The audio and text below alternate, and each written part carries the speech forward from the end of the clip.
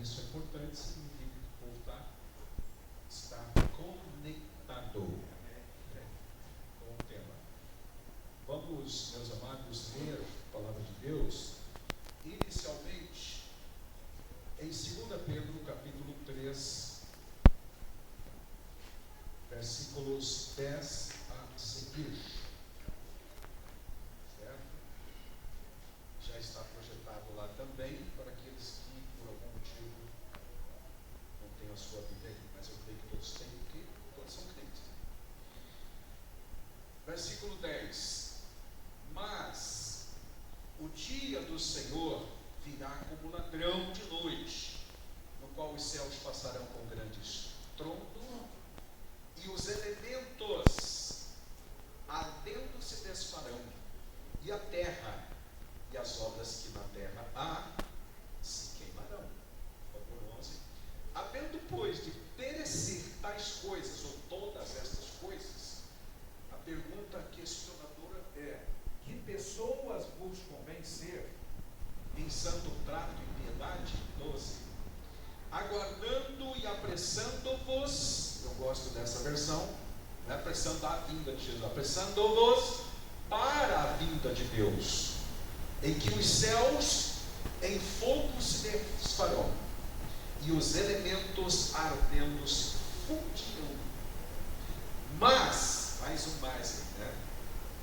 Essa conjunção adversativa, português de novo, né? Mas nós, por outro lado, segundo aquilo que ele prometeu, onde ele prometeu? Na Bíblia, só ler a Bíblia. Conforme a sua promessa, aguardamos novos céus e nova terra. Céus plural, terra só tem uma singular, em que habita a justiça. Nesta terra habita a justiça, nem sempre, né? Por isso, amados, aguardando estas coisas, procurai que dele sejais achados imaculados, irrepreensíveis em paz. Glória a Deus. Aí no 15, né? Tendo por salvação a longanimidade, como exemplo de salvação, a própria longanimidade do Senhor. O que é longanimidade? Ânimo longo, ânimo sem fim.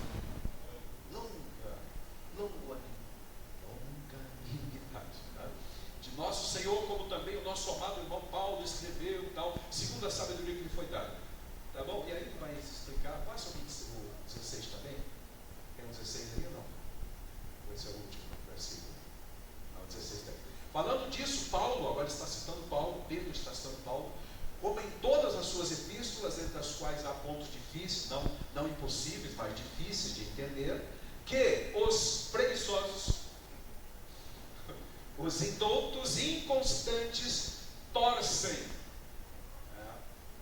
e igualmente torcem outras escrituras também. Para que fazem isso? Para a sua própria perdição, prejuízo da salvação. Muito obrigado. Podeis assentar, meus irmãos. Naturalmente, a minha ênfase será o versículo 13, para o propósito que temos em mente. E Deus nos colocou em nosso coração, e eu passei aí semanas realmente quietado, vou dizer assim, né? Sobre o tema, porque estamos falando de algumas ênfases da ampla escatologia pentecostal, e precisamos ser tanto concisos para não cansar os irmãos e também comunicar aquilo que devemos, que queremos, que desejamos, que o Senhor colocou no nosso coração. Tá bom? Eu agradeço o convite que nos foi feito, inicialmente pelo pastor Legal, meu amigo de mais de 30 anos. Eu recebi uma foto que ele me mandou de 94, né, na inauguração da Santa Igreja. Te abençoar, quente também. Pois é, mas antes, para mim, nem bem, parece. Pois é, e essa amizade só, de lá para cá, só aumentou, graças a Deus. Nossas famílias, né? Pena que a dona Segunda não pôde vir hoje, mas manda um abraço para todos vocês, tá bom? Tá bom? Rever os amados irmãos aqui, porque eu prego nesse lugar desde que era naquela igreja estreitinha ali, apertada e quente, do outro lado da rua ali, né? Desde que era aquele templo ali. Faz muito tempo. Mas já fazia muito tempo. Foi no tempo dos céus que eu estive aqui. E agora, casualmente, ele está dirigindo a igreja que eu estou congregando. Coincidiu estar trabalho. Que bom, né? Assim estamos alinhados. Olha, eles sabem que eu estou aqui, eu sabia que eles estavam aqui. Ele saiu de lá e contou para nós. A gente sabia que banner estamos lá, né? Nossa fachada está lá. Muito bom. Vai ser possível projetar ou não? Ah, já está aqui. Só que eu vou dar as cotas. Ah, isso. Você consigo ler lá. O tema, naturalmente, porque o que foi passado pelo Cagé é o seguinte. Oi? Que devemos falar da hermenêutica, ou seja, o que é hermenêutica? Na teologia, hermenêutica é uma matéria técnica que propõe interpretar a Bíblia. Ela propõe, ou melhor, ela sugere ou cria ferramentas, vamos dizer assim, de interpretação da Bíblia Sagrada. Então, interpretando a escatologia bíblica, tá certo? É isso que nós vamos tentar fazer aqui, continuando o que o pastor Celso falou ontem. Ele deve ter falado do arrebatamento, o tema dele era parousia, ou seja, a presença de Cristo. Deve ter falado, mas quando fala escatologia, tem que ampliar um pouco e às vezes mencionar outros fatos também. Não dá para falar de uma só, tá? Bom, são dois temas, na verdade, ali, né? Primeiro, a questão da restauração cósmica, não é só da terra, tá certo? No texto que nós vemos aqui de Pedro, ficou isto claro. Os céus, fala de novos céus e nova terra. Então, é uma coisa cósmica mesmo. O que é o cosmo? O cosmo abrange toda a terra, todo o universo. Hebreus também fala a respeito disso, que pela fé entendemos que os mundos, no plural, foram feitos pela palavra de Deus. Aleluia. E algumas versões mais recentes traduziram por universo. O universo todo será abalado ou afetado pela manifestação de Cristo. Coisas que às vezes a gente confunde, que é arrebatamento, que é o primeiro evento desencadeador de uma série de outros eventos, como o tribunal de Cristo, o poder do Cordeiro, o milênio e a manifestação em glória. Por exemplo, quando cantamos lá o hino 525 da harpa, quem lembra qual é o hino 525 da harpa? Hã? Alô? 525 da harpa. Esse hino não fala de arrebatamento, e sim vencendo bem Jesus, né? Vencendo bem Jesus. Como é que é? Já refúgio a glória eterna de Jesus, o Rei dos Reis.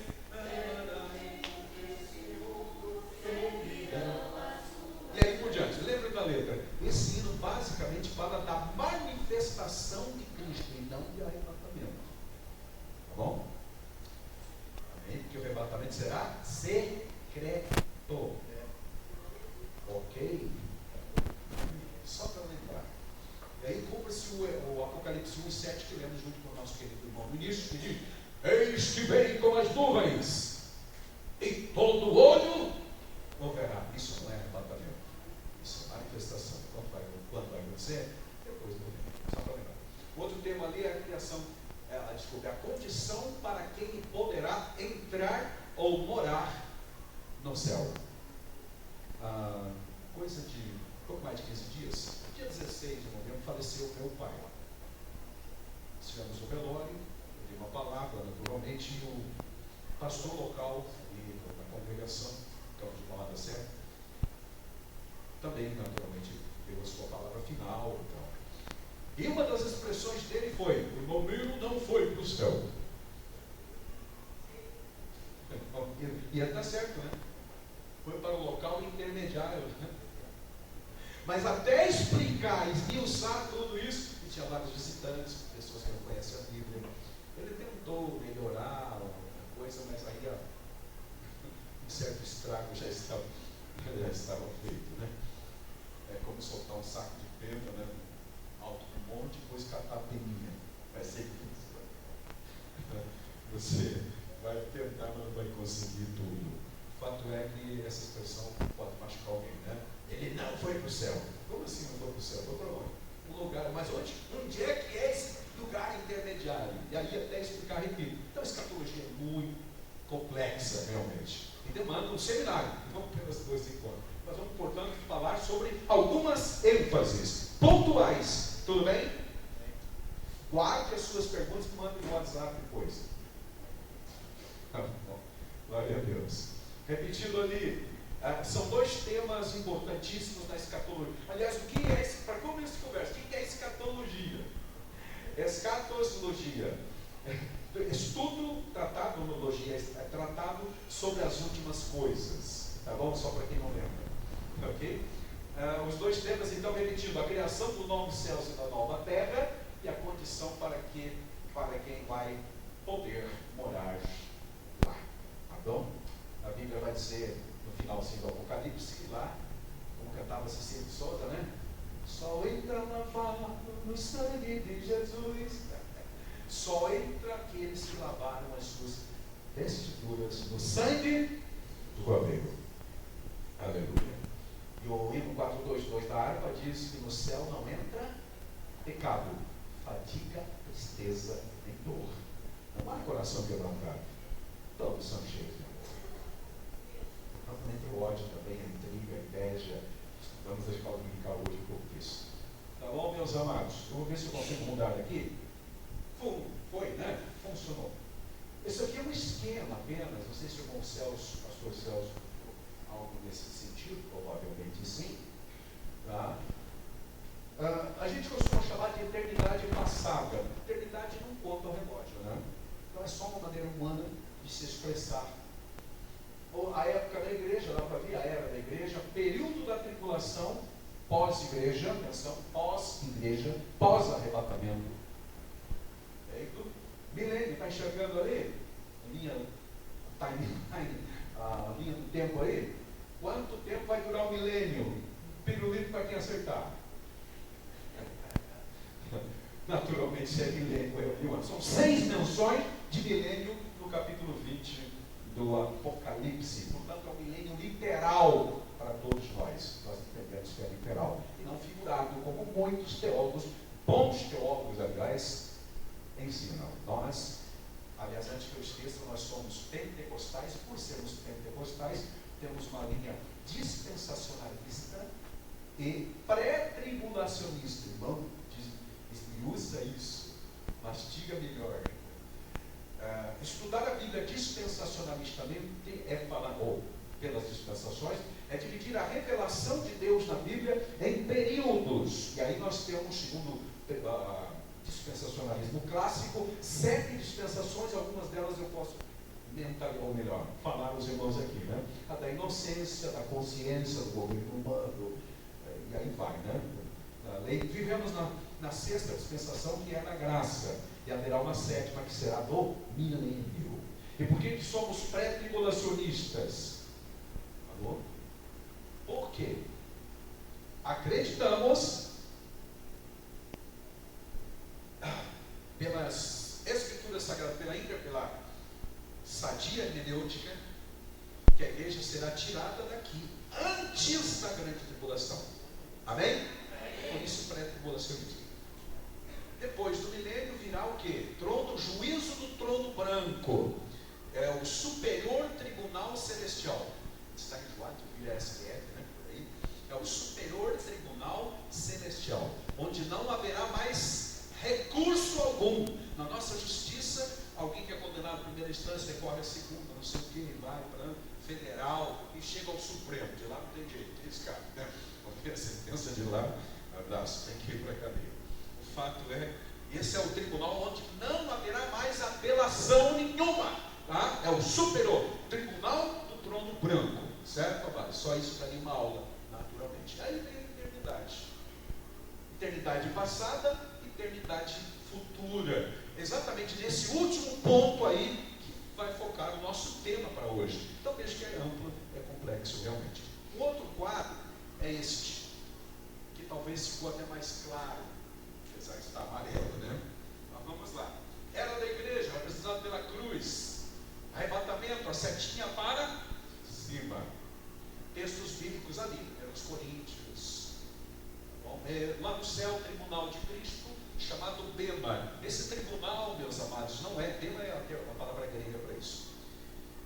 Não é exatamente para condenar ou inocentar alguém. Você sabe disso, né? Mas é para premiar o trabalho feito aqui na terra em nome de Jesus.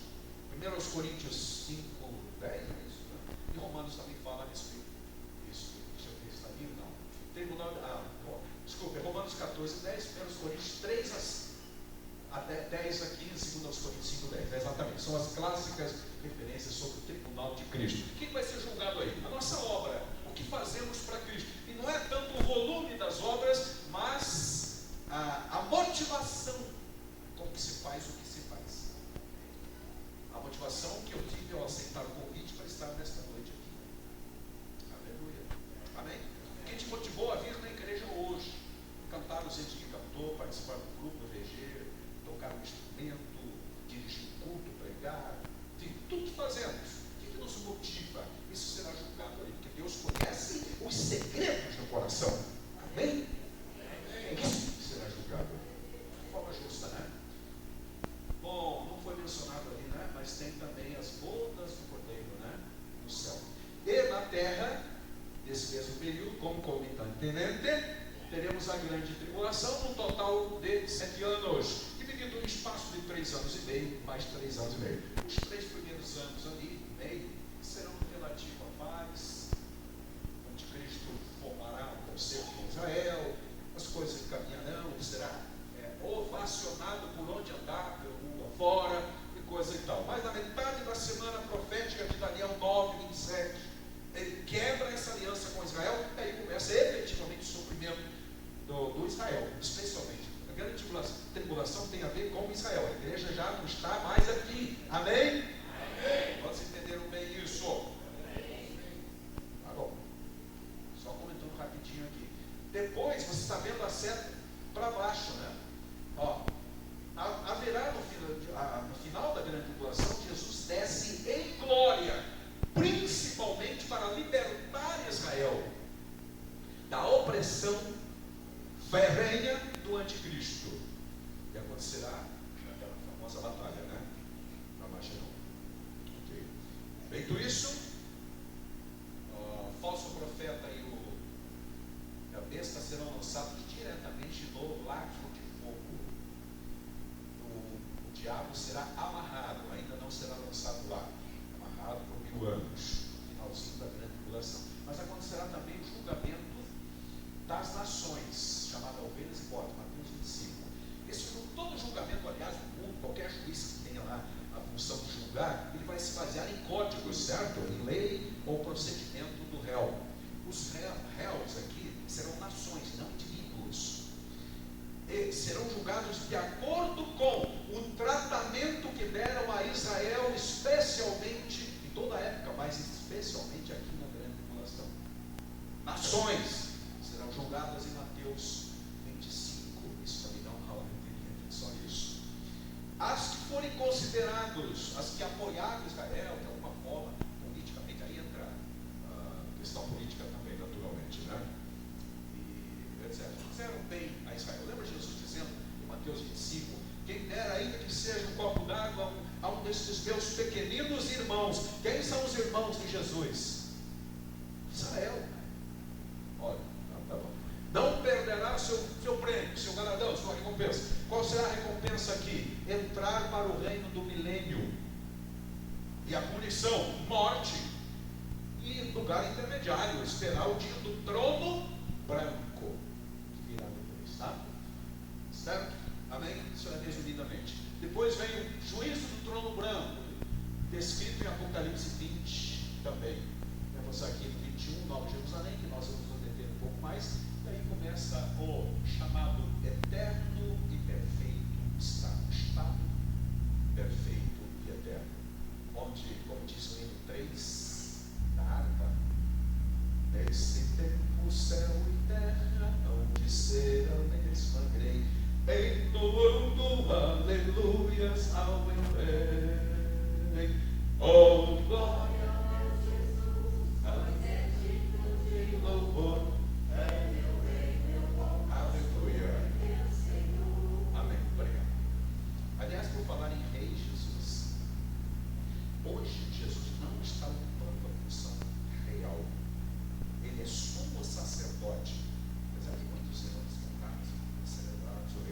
será rei no milênio e por toda a eternidade. Certo? Outra coisa, relacionamento da igreja. Nós cantamos em alguns hinos aqui sobre o noivo. É sim, correto?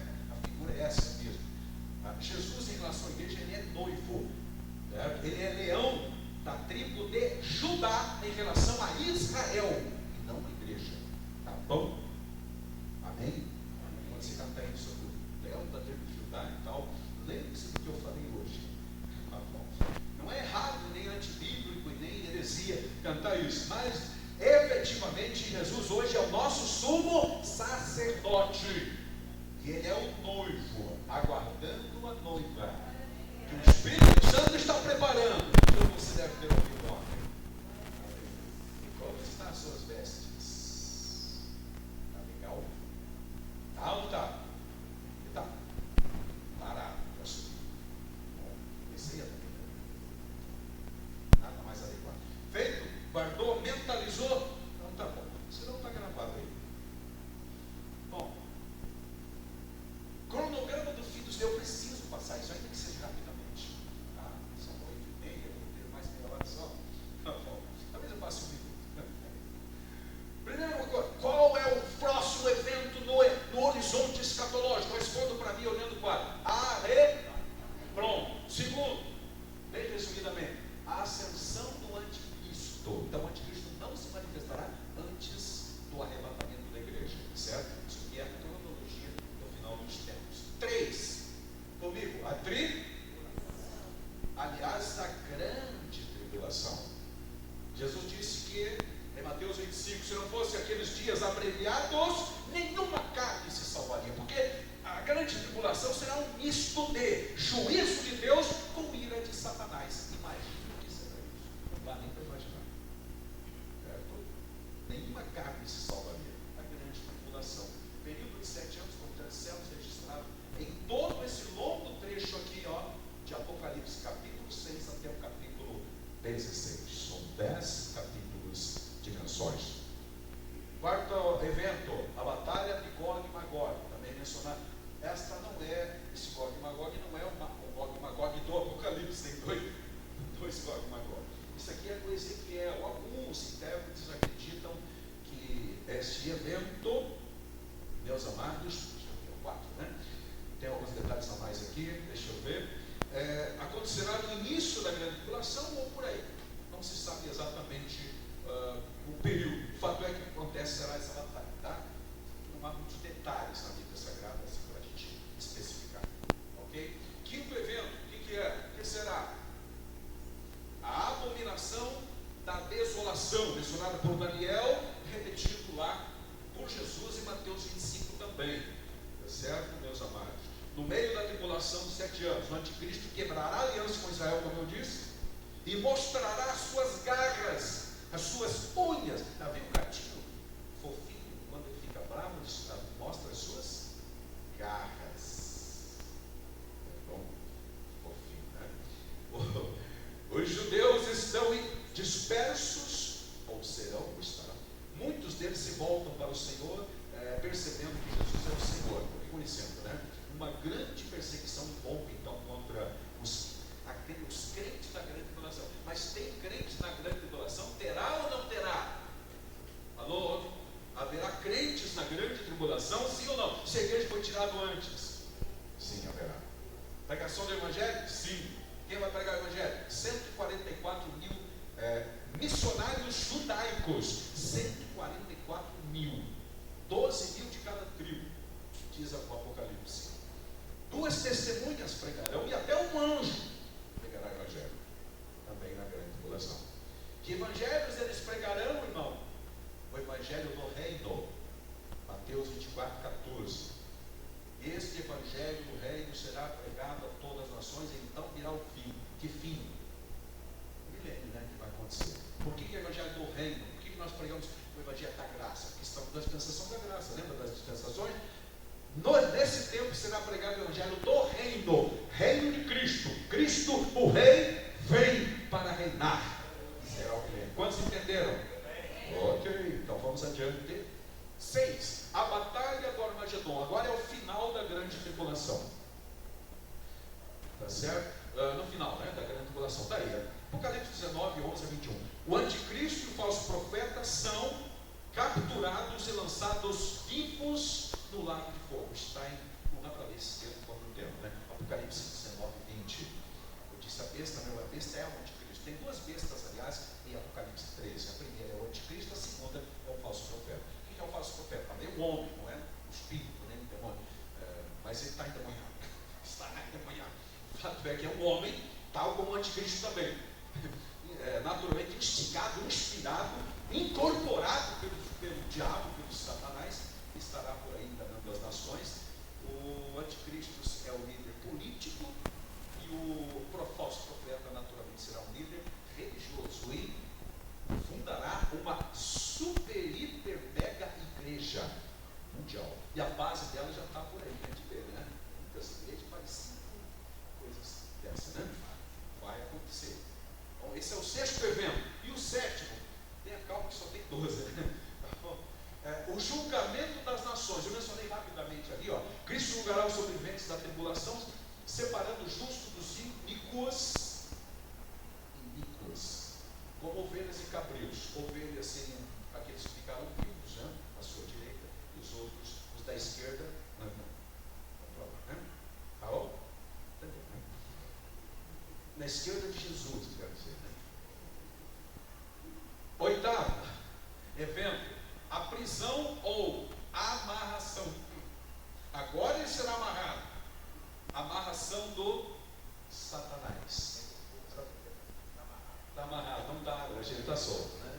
Aí sim, porque descerá um poderoso anjo do céu, deterá o diabo e o prenderá, amarrará, literalmente, uma corrente. Mas ele não é um espírito, como é que amarra? Deus sabe amarrar espírito, né? E vai prendê-lo por 1000 anos no abismo. Atenção, apesar de algumas traduções falarem de inferno, né? É o abismo, não é ainda o inferno definitivo. Por falar nisso, quando estudamos escatologia, amados, é importante lembrar que realmente, assim como que os que partem com Cristo, né, aqui morrem, vão para o paraíso, no lugar intermediário, não é o céu definitivo, e os que partem sem Cristo vão para o Hades, que também não é um lugar definitivo, e não para o inferno. O inferno está despovoado, não tem ninguém lá. Alô? Amém? Os dois primeiros habitantes são os dois que eu mencionei agora, o anticristo e o falso profeta. Eles serão os primeiros moradores do condomínio fechado chamado inferno. Quem tem a chave desse condomínio? Deus. Mateus 25, 41 diz lá, o quê? O que diz Mateus 25, 41? Apartai-vos malditos para o fogo eterno, preparado para, atenção para a preposição, língua portuguesa de novo, tá? Preposição, para o diabo e não pelo diabo. Faz diferença ou não? Não foi o diabo que criou o inferno, ele não é o rei do inferno, não é nada disso. Foi Deus que criou. O inferno é prisão, criado por Deus para o diabo, vou dizer de novo, e para os seus anjos, e para os seres humanos que o servem. Irão para lá também. Quantos entenderam? Leia depois Mateus 25, 41. Está dentro do julgamento das nações ali.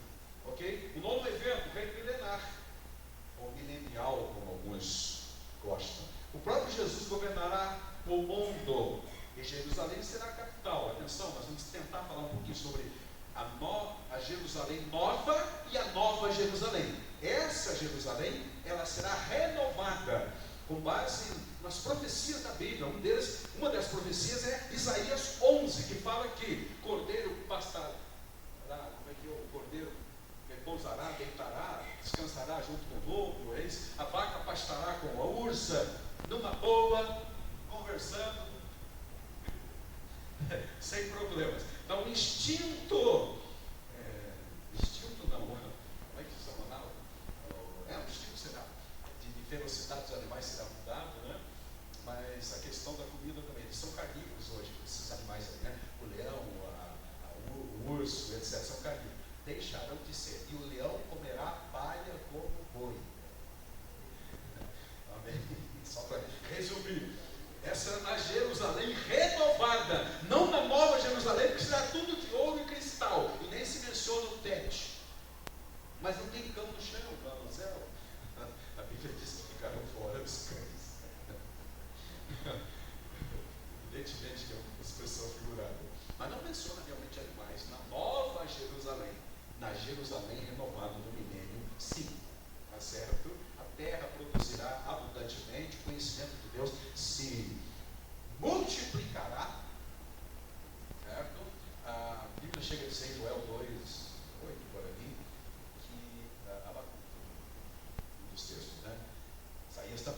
conhecimento do Senhor inundará a terra como as águas cobrem o mar.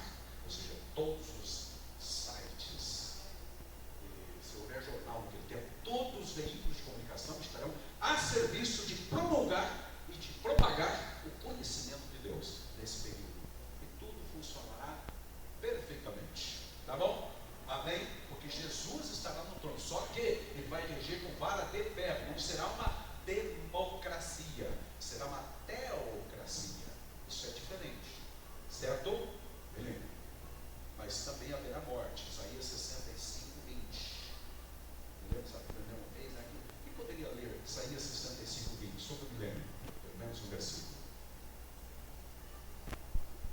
Alô? Correndo, senão eu não vou passar nem metade do meu conteúdo. 65, 20. E não haverá mais nele criança todos os dias, nem velho que não cumpra os seus dias, porque o jovem morrerá de 100 anos, mas o pecador de 100 anos será amaldiçoado. Um jovem, morreu um jovem com 100 anos. Jovenzinho, 100 anos. Mas haverá, isso que eu quero enfatizar, durante a Jerusalém milenial, a Jerusalém nova, né? Não a nova Jerusalém, haverá mortes ainda, certo? Pecado, ação deletéria ainda acontecerá. Aquelas nações julgadas no início, que entrarão para o milênio, entrarão em carne e osso para viver a vida comum, plantar, colher, fabricar, vender, produzir, né? É isso. Carros, veículos, tecnologia que estará avançadíssima, e tudo mais. Tudo mais. Viverão uma vida comum nesse tempo. Quando se entenderam, mas haverá morte. Morte sempre é resultado do pecado. O pecado não estará totalmente removido. Vai ser removido para criar novos céus e nova terra. Seguindo o evento número 10, a última batalha. No final dos 1000 anos, Satanás será libertado da sua prisão em curto período. Satanás será lançado finalmente. Essa batalha, a 10ª, né? 10º evento, deixa eu ver aqui. Tá. Os veredictos são lidos, né? Então, desculpa, Satanás será lançado. Está tudo aqui, ó. Lançado no lago, eu confundi as duas. Tem a 11 aqui que fala do veredicto. Entendido? Então, no final do milênio, Satanás será brevemente solto. Por que ele vai ser solto? As pessoas que nasceram e viveram no milênio sob debaixo das melhores condições possíveis, nunca vistas, precisarão ser provados.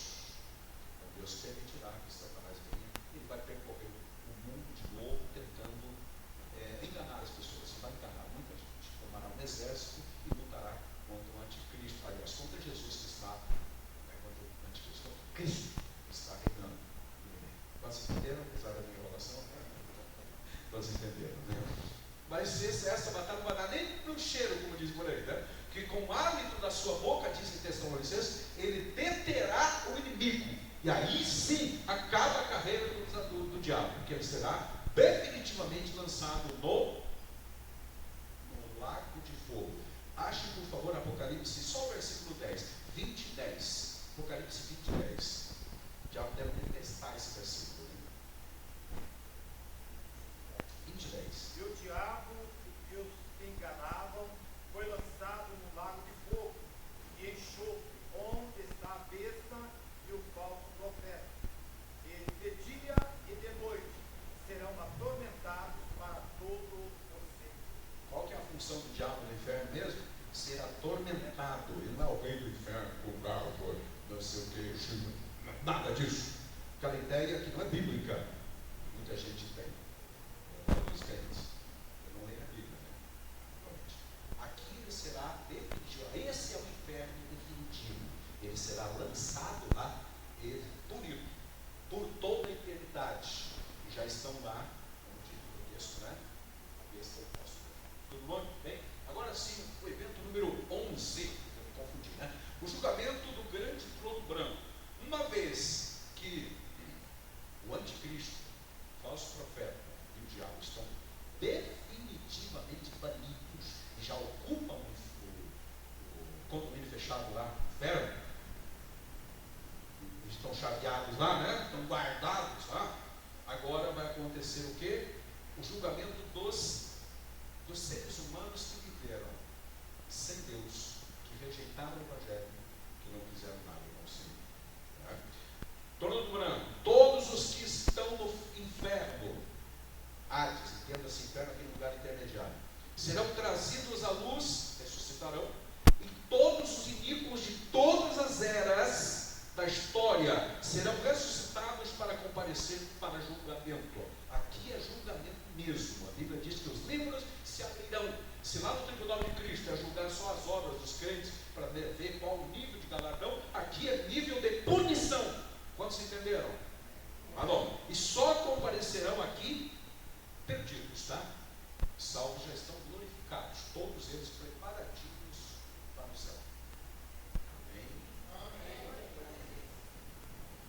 Bonitinho mesmo, né? Em corpos glorificados, não mais sujeito a vírus, bactéria, fungos, nada disso. Fraqueza, cansaço, dor, incômodo, muriçoca, pernilongo, pragas, nada disso mais, né? Nada disso. Alergias, tá? E o último evento aqui relatado, né? A nova criação. E é disso que nós devia estar falando desde o início, né? Deus completamente refaz os céus e a terra. É nessa hora, desculpe, que Deus enxuga todas as lágrimas. Até ali haverá, no próprio milênio tem choro, tem morte, lembra? Até ainda tem morte, tem choro, tem lamento, há perdas ainda. Mas aqui, Deus enxugará de seus olhos toda lágrima. Eu costumo dizer aos irmãos que não só secará a lágrima lá fisicamente nos olhos, mas Ele abolirá tudo aquilo que causa as lágrimas, certo? A gente vive trabalhando com os efeitos e esquece das causas, né? Então as causas, aquilo que produz lágrima, dor, separação, esses desconfortos da vida serão abolidos. E o mundo voltará a ser o que era antes do pecado de Adão e Eva. Onde é o paraíso? Amém? Glória a Deus. Tudo perfeito. Tudo perfeito. Aleluia. Bom, aqui começa então a nossa nova terra, né? A nova Jerusalém desce do céu. Os filhos de Deus desfrutarão de eternidade com Ele. Ele quem? Deus. 1 Coríntios 15, a partir do 24, diz que nesse tempo Jesus entregará o reino ao Pai. Ele finda ali o ministério de intercessão de Cristo Jesus. Aí a trindade divina reinará pelos séculos dos séculos. Toda a trindade. Deus estará com os seus. O tabernáculo de Deus estará com os homens na terra. Que foi sempre o desejo de Deus. Ele não vinha lá no jardim visitar o primeiro casal? Sim ou não? Pois é. A gente cantava um livro que dizia assim: nesta noite de Cristo, nesta noite, neste santo lugar, eu marquei. Pois é, o dia Adão tinha um encontro marcado com Deus, não compareceu, né? Por que não compareceu? Tinha pecado, estava com vergonha, medo e se escondeu. Agora ali não, aqui.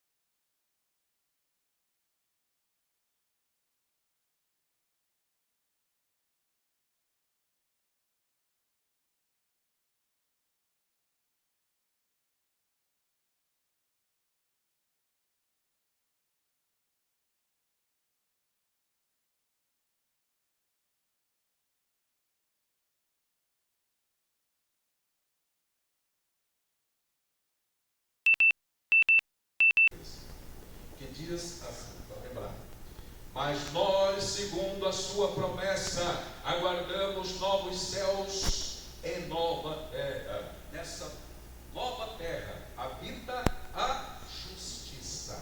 Glória a Deus. Isaías 65, 17, que não dá tempo de ler, Isaías 66, 22 no Antigo Testamento, e esse trecho de Pedro, bem como Apocalipse 21, também em versículo 1. Esse nós vamos ler. Apocalipse 21 diz assim: e vi um novo céu e uma nova terra, porque já o primeiro céu e a primeira terra passaram e o mar já não existe. Essa informação é interessante. Com Satanás preso, que já vimos, o pecado e os pecadores removidos, a morte e o inferno destruídos, ou melhor, lançados no lago de fogo, e Cristo reconhecido e reverenciado por todos como Senhor. Lembra de Filipenses 2,9? Eis toda língua. Põe Filipenses para mim, por favor, gentileza, projeta lá. Filipenses capítulo 2, versículo 9, por favor. Todos os joelhos, é nesse tempo, tá? Pode. Branco e tal. Aí, ó. Também Deus o exaltou, Cristo, né, soberanamente, Ele deu um nome que está sobre todo nome. Verso 10, para que ao nome de Jesus se dobre todo o joelho dos que estão nos céus, na terra e até debaixo da terra. Certo? 11, por favor. E toda língua confesse que Jesus Cristo é o Senhor, para a glória de Deus Pai. A gente já viu algumas teatralizações do diabo se curvando, confessando, mas ele não faz isso, pelo menos na Bíblia não está. Ele será lançado no inferno antes de acontecer esse reconhecimento aí. Mas aqui todos reconhecerão que Jesus é Senhor. Amém? Glória a Deus. Ou seja, o seu reinado, né? Então, feito tudo isso, banido o mal, o pecado, resolvido tudo, inicia-se a era perfeita e eterna, na qual Deus se tornará tudo em todos. Entra o trecho que eu já mencionei, 1 Coríntios 15, 24. Bota lá por gentileza, 1 Coríntios 15, somente o versículo 28. Encerrando o período ali, vai do 24 até o 28, nós não vamos ler quanto do tempo. Aí, ó, e quando todas as coisas lhe estiverem sujeitas, Cristo, então também o mesmo Filho se sujeitará àquele que a todas as coisas lhe sujeitou, para que Deus, a divindade plena, total, absoluta, aleluia, seja tudo em todos. Nesse tempo, céu e terra hão de ser a mesma grei, entoando a glória a Deus. Tá bom? Entenderam? Tá bom. Finalmente aparecerá então aí o estado perfeito e eterno. Desfez-se a tristeza e começa a alegria, a glória absoluta, sem nada para perturbar. Todos os nossos momentos mais felizes hoje têm um fim, infelizmente. Tudo é passageiro, efêmero, transitório aqui, mas ali será definitivos. Glória a Deus. Todas as referências, amados, da Bíblia Sagrada apontam profeticamente para este momento, combinam, né? Eles convergem para este momento máximo de que realmente haverá um novo céu e uma nova terra. Tá? Agora a Bíblia fala de fala de terceiro céu, né? Não especifica o que é o primeiro, o que é o segundo, mas por dedução de teólogos têm nas suas noções sobre o que seria o primeiro céu e o segundo céu. Agora, o texto de 2 aos Coríntios, quem está na mídia lá, por favor, 2 aos Coríntios 12, 2, por gentileza. Devemos nos lembrar que Paulo faz referência aqui ao terceiro céu, tá? Conheço um homem, 14 anos, não, foi arrebatado, partezinha final, foi arrebatado ao terceiro céu. Se, por dedução lógica, né? Se há um terceiro céu, tem um segundo, tem um primeiro. Tá? Terceiro céu. Tá bom? O entendimento geral sobre essa expressão Paulo é de que o terceiro céu é uma concepção, aliás, popular entre os judeus, seria o que? A habitação de Deus. Certo? Ou o que diz a Bíblia em Deuteronômios 10, 14, Neemias 9, 6, o céu dos céus.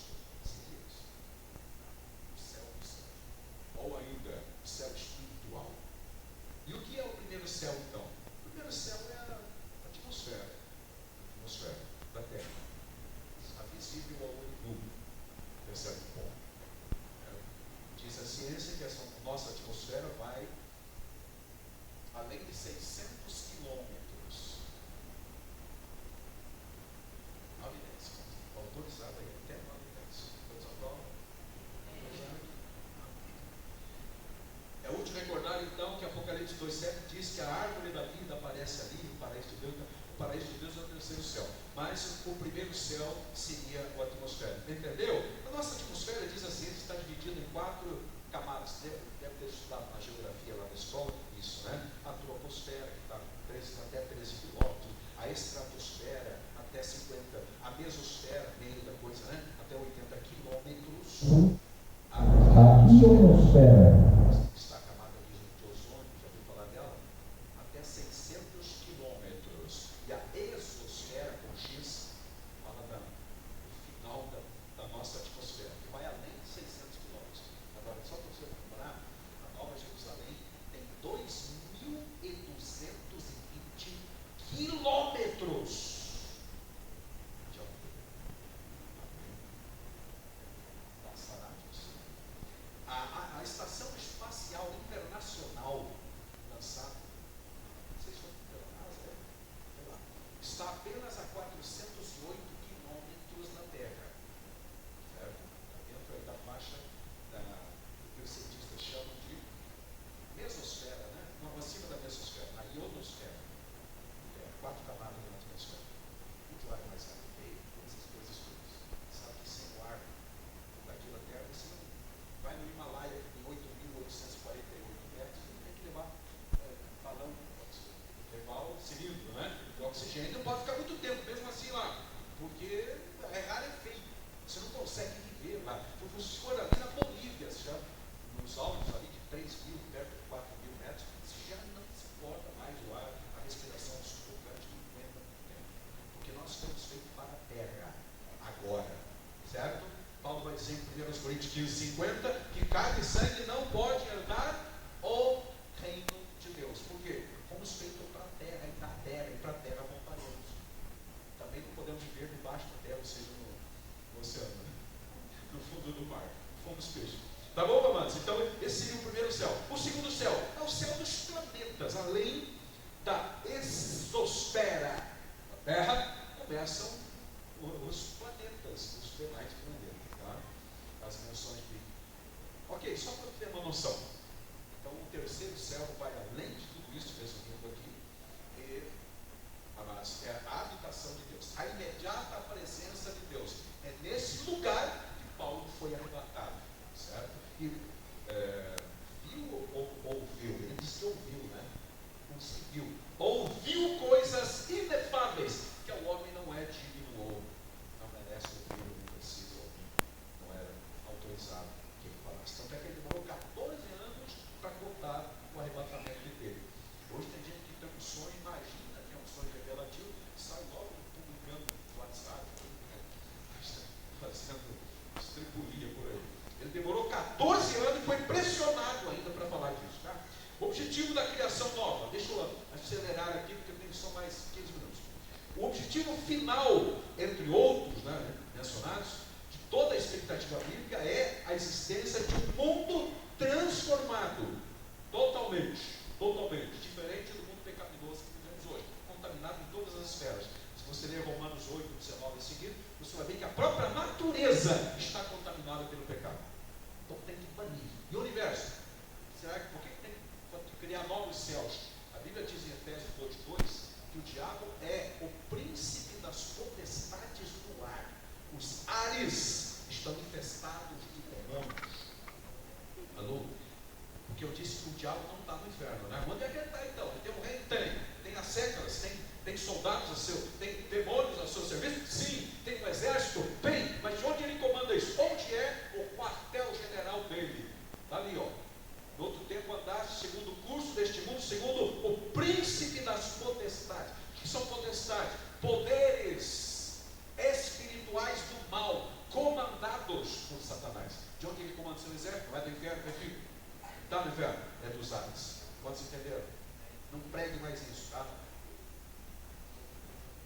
Bom, nem diga por aí, você está despovoando o inferno como evangelista, né?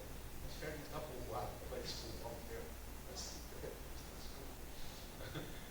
Também, amados, um dos objetivos é apagar todos os vestígios do pecado e da imperfeição. O objetivo de criar novos céus e nova terra. Apagar todo o vestígio do diabo, dos demônios, do pecado. abraçou por todo lado, né? Por todo lado. Diz a profecia que o céu e a terra serão abalados, já Ageu 2, Hebreus 2. E desaparecerão como fumaça. Olha esse versículo aqui, Isaías 34, 4. Por gentileza, projeta para mim. Isaías 34, 4. As estrelas do céu. As estrelas estão no céu, né? Seria redundância dizer. Não, tem estrela na terra também, tem muita gente por aí. 34, 4. Todo o exército dos céus se dissolverá. E os céus se enrolarão. Esse exército ali, as estrelas, tá? Se dissolvendo pelo poder do fogo, aquele de 2 Pedro. É como que uma explosão atômica. Sabe como é que é uma explosão atômica? Quando eu estudei, por exemplo, eu aprendi que a menor partícula da matéria era o átomo e que era indivisível. Mas não demorou muito a dividir o átomo. A gente vai reformular todos os livros escolares, né? Então, a explosão atômica é uma explosão de dentro para fora. É o desfazer-se da matéria. É o que Pedro diz aqui. Os elementos ardendo se desfarão. É como a muralha de Jericó que implodiu literalmente com o poder de Deus. Amém? Então o calor dessa explosão será tanta que dissolverá as estrelas. O que são as estrelas? A ciência vai dizer que são planetas, né? São corpos celestes. São planetas, basicamente. Né? Alguns deles são gasosos, formados de gases, basicamente. Outros são rochosos, como é o caso da Terra. Lua e essa Lua, na verdade, é satélite. Né? Bom, amados, aqui está esse texto. Eu até reproduzi aqui numa outra versão. As estrelas do céu serão dissolvidas, todas. Este é o céu, o segundo céu, o céu estelar. Céu dos planetas, não o céu de Deus, porque esse céu de Deus descerá também junto, naturalmente, o trono de Deus na Nova Jerusalém para a nova terra. Quantos entenderam? Complexo, não é? Certo. Vou para um outro ponto do meu estudo. Para quê, né? Para que uma nova terra? O propósito da transformação. Por que tem que transformar? A terra recriada, ou conforme alguns renovaram, porque alguns acreditam que será inteiramente criada assim como Deus criou. Nihilo, né? Do latim, ou seja, criar a partir do nada. O único ser que pode criar coisa a partir do nada é Deus. E Ele fez quando criou o universo. Certo? Então alguns entendem que essa nova terra será criada dessa forma, novos céus também. Outros acham que haverá uma reformulação melhor, uma revitalização tão profunda que será uma radical transformação. Não é essas revitalizações que a prefeitura faz nas ruas aí, né? Fica cheio de calor, amanhã está cheio de buraco de novo. Não, é uma revitalização plena, absoluta, perfeita. Quantos entenderam? Porque a obra de Deus é perfeita, tá? Tá bom? Vi a santa cidade, diz ele, né? Nova Jerusalém, que descia do céu, é um dos textos que fala da Jerusalém, que será a capital da nova terra, onde Deus entrará com os céus. Aqui nos recordamos que todo o povo de Deus, a igreja, os que foram mortos na grande tribulação, que não faz parte da igreja, mas também estarão em corpos glorificados lá, os santos do Antigo Testamento, enfim, todos estarão em corpos ressuscitados, certo? Em glória, porque também na Bíblia tem que pensar, há casos no Novo Testamento de pessoas que ressuscitaram em corpos físicos, como o caso de Lázaro, filho da viúva, né? Lá, a filha de Jairo, são pessoas que Jesus ressuscitou, ou seja, recuperou a vida deles, mas eles voltaram a morrer depois. Estes aqui, nesse tempo, ressuscitarão em corpos gloriosos, para não mais morrer, tal como o corpo de Jesus. Quantos entenderam? Ok, glória a Deus. Textos que nos dão fundamentação para isso são Romanos 8, 23, 1 Coríntios 15, 51 a 54, tá? Jerusalém nova e a nova Jerusalém. Já falei um pouquinho disso, deixa eu ampliar rapidão aqui. A capital do novo céu, da nova terra, do mundo, enfim, né? Será a nova Jerusalém, tá? Aqui também vale lembrar que a Jerusalém celeste, a nova Jerusalém, não é a Jerusalém renovada do milênio, que eu já mencionei, na qual haverão haverá sim uma radical mudança nos instintos dos animais e uma revitalização também radical nas áreas ao redor do templo. Ezequiel 40 a 48 falam da Jerusalém do milênio, que será uma Jerusalém nova. Tá? Agora, a nova Jerusalém, esta desce do céu após o milênio e o juízo do trono branco. Esta se destina a ser morada de todos os salvos, local do trono de Deus, tabernáculo de Deus com os homens. Portanto, nesta santa cidade fará parte integral do céu, em toda a sua plenitude. Mas a gente vai, afinal, morar no céu ou não vai? Vai, porque onde Deus está é céu. Amém? Nesse tempo, céu e terra hão de ser a mesma lei, entoando aleluia, aleluia. Glória a Deus. Nesse tempo, aleluia, ou nessa eternidade futura, a nova terra e o novo céu estarão fundidos num só imenso ambiente. Aleluia. Com isso, aleluia, como disse alguém, né? A nova terra será uma ampliação do céu. Tudo isso conforme indicam as Escrituras. E aí entra a letra do hino 3. Céu e terra, uma só lei. Aleluia. Está entendendo? Amém? Está ansioso para chegar lá? É que eu vou ter saudade de um lugar que eu nunca fui para perguntar. Oh, que saudosa lembrança tenho de ti, oh. A verdade só vontade de chorar, tá? Eu tanto amo.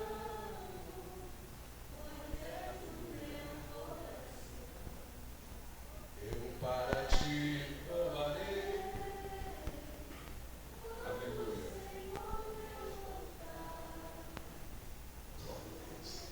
Esqueceu?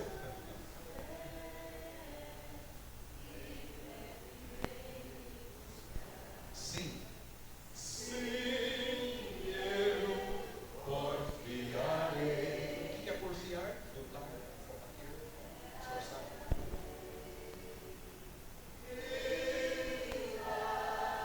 Aleluia. Oh, aleluia. Pode glorificar Deus por isso?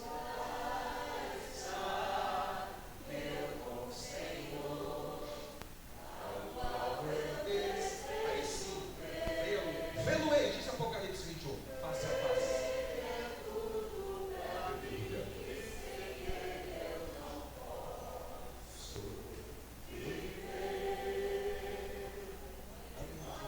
Pode glorificar a Deus. Estamos marchando para o céu. É esse o céu. Mas tem um tempão até chegar lá ainda, né? Tem o milênio. Ah, tá. Se acontecer isso aí, matamento hoje, né? 1000 anos no milênio, mas pelo menos, aliás, antes disso tem a tribulação. 7 anos, pelo menos 1007 anos ainda para frente. Só que você, a partir do momento que um dos subtemas ali é o corpo glorificado dos salvos, a partir do momento que tocar a trombeta e você subir com Cristo, terás um corpo glorificado. O que isso impacta? Impacta que eu vou para a eternidade e esqueço o relógio. Eu amo o relógio, tem uma coleçãozinha lá dos 3, né? Eu gosto de relógio, celular, tá, hora e tudo lá, mas eu não consigo ficar sem relógio. Mas vou deixar por aqui. Não precisarei de relógio nem de celular na eternidade. Amém? Porque meu corpo será e o seu também glorificado, tá? Preparado, como eu disse, para este novo céu e a nova terra. Deixa eu só concluir o que eu escrevi na conclusão aqui. É um parágrafo, tá?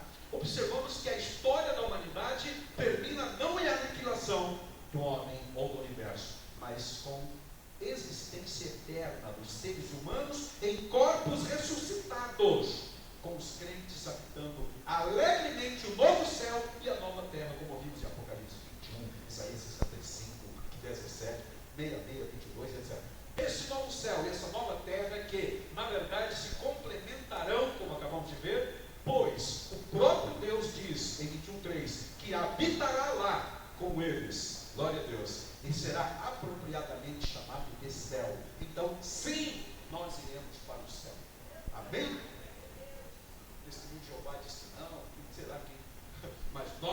olharemos para o céu, porque onde Deus está é céu. O novo céu e a nova terra serão novos no sentido de que envolve uma renovação completa do universo atual, como vemos em 2 Pedro. Uma renovação que possibilita o próprio cosmos ser aquilo que era antes do pecado entrar no plano original de Deus. Romanos 8. Na conclusão da profecia sobre as coisas novas, João insere uma coisa maravilhosa, meus amados.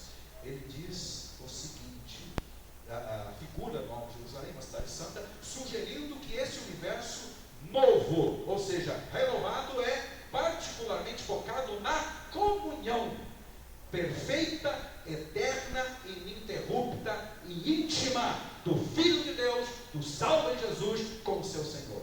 Tá bom? Porque Deus será o seu tabernáculo. O tabernacular é morada. Tá?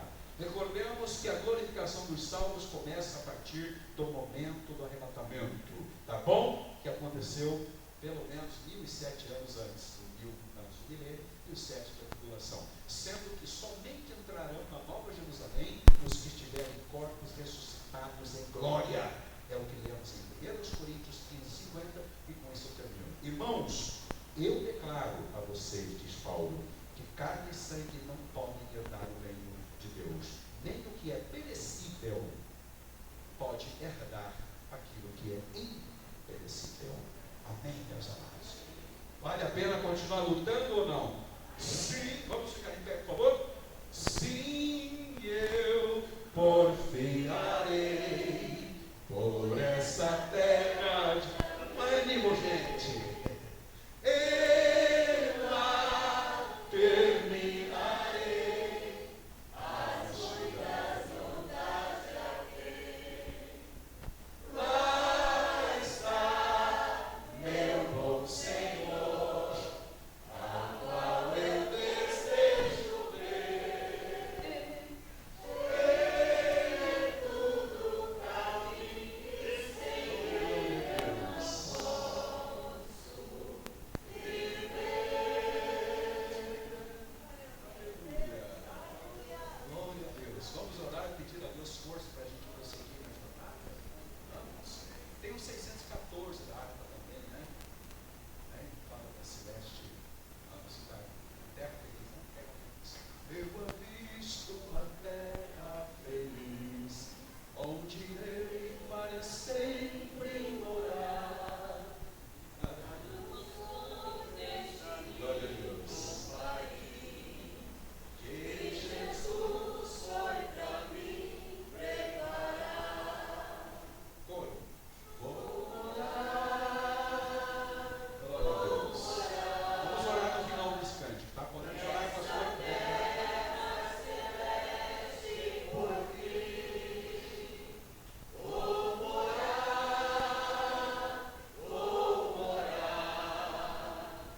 nessa terra celeste por mim. Na baixura da cantará. Aleluia. Vamos orar?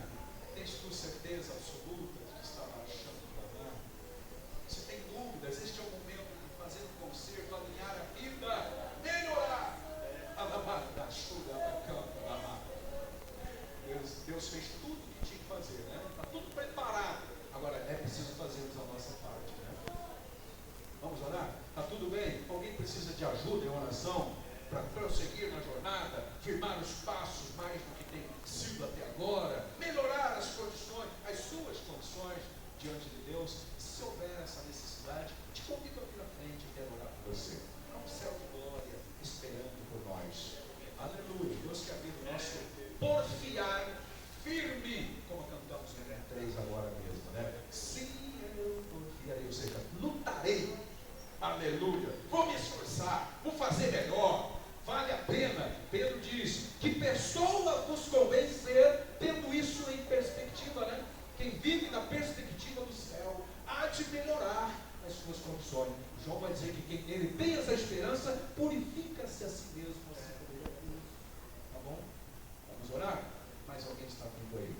Glória a Deus. Essa vida é assim mesmo, temos dores, sofrimentos, perdas, mas tudo isso vai ficar. Então, ali, né? Não haverá mais lágrimas. Aleluia. Vivemos expectativa. Isso já nos torna felizes aqui, né? Suficientemente fortes para continuar na jornada. Glória a Deus. Oremos. Amado Deus, querido Pai, no precioso nome de Jesus, meditamos nesses 2 dias, 2 noites, Senhor, sobre o céu, sobre o mundo futuro, aquilo que nos aguarda, mas ainda estamos aqui na terra, ainda enfrentamos as lutas, agruras da jornada. Por isso pedimos força, ânimo, coragem, sabedoria, discernimento, graça do céu, a sabedoria necessária para administrarmos a nossa vida diante de Ti e diante da Tua palavra. Deus eterno, olha para estas vidas que estão aqui, ó Deus, quebrantadas diante de Ti, ó Pai. Aviva nos seus corações esta esperança gloriosa, cada dia mais, que os faça fortes para vencer toda a batalha. Em nome de Jesus oramos, Pai, por todo o Teu povo, em todos os lugares. Damos força, repito, ânimo e glória. No nome de Jesus, para a tua glória. Amém e amém. Podeis retornar, meus amados. Muito obrigado. Subir, avançar. Graças a Deus, irmãos. Pode tomar seu assento por 2 minutinhos. Todos querem agradecer ao pastor Cleide Matos por essa exposição. Amém. Uma exposição lúcida, equilibrada, respeitando as exigências hermenêuticas da nossa doutrina pentecostal. Você não vai passar pela grande tribulação. Deus tem um galardão para você em novos céus e nova terra. Eu acredito que a nossa esperança foi renovada nesses 2 dias mesmo. Vale a pena estudar escatologia, irmãos? Amém? Graças a Deus. Eu quero rapidamente fazer menção dos professores da IBD. O pastor Lorival, um dos nossos professores, o presbítero Moisés, que não pôde estar presente hoje, o operador Emerson, também é o nosso professor da IBD, o operador Oséias, esse que vos fala, e da classe Samuel. A Samuel é muito forte na IBD, irmãos. Estamos sempre presentes na IBD. Professoras irmã Sara e irmã Jaqueline. E também a secretária da IBD, irmã Genildes. Deus abençoe a irmã Genildes. A esses mencionados, irmãos, eu peço que venham aqui à frente. Gostaria de passar uma lembrancinha em nome da IBD. Não é um presente. Mas é apenas para que vocês possam lembrar de que são professores e cooperadores da escola bíblica. Deus abençoe, viu? Isso é só uma lembrança. O galardão, como foi pregado, estará nos céus. Amém? Nada. Pastor Lorival, o senhor tomar um café neles. Deus abençoe. Professora Sara, Deus abençoe ricamente a sua vida.